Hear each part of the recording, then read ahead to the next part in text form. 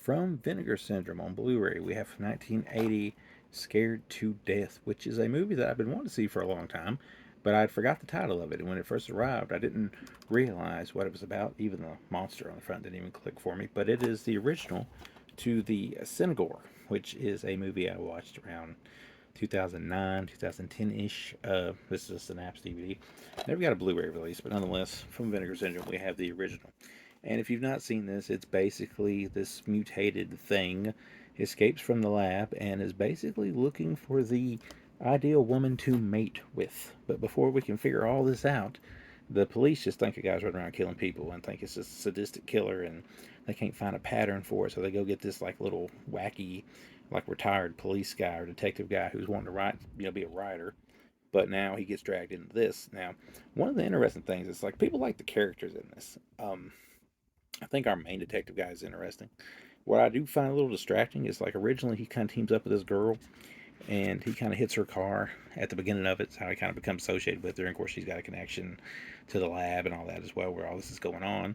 And then stuff kind of happens. And then later on in the movie, his like female counterpart kind of ends up being the actual chick from the lab instead of this girl that kind of just knows her. If my memory's correct, it's been a little bit since I've seen it, but that was a little bit weird.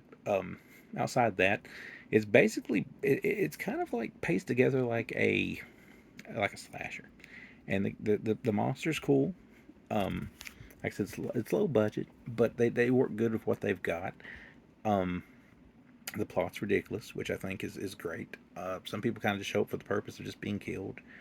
Some people maybe show up randomly and have a little bit more of a purpose. I don't know. It's definitely not by the book. It's not by the numbers, which is one of the strong points of it. You never really know how things are going to turn out or what's going to happen.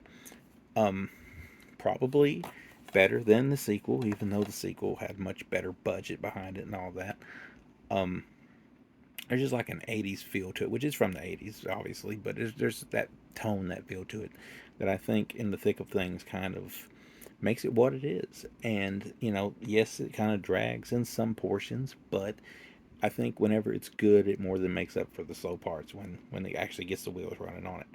That being said, this is, in my opinion, it looks really good.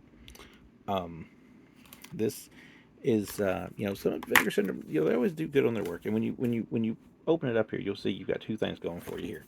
You've got the Vinegar Syndrome mastered one here, as well as the other version of the film. I think it's the uncut version of the film.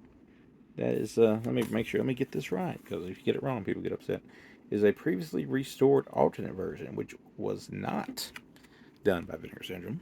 Personally, I don't think that one looks as good, but the one that is definitely has its merits and looks pristine to me.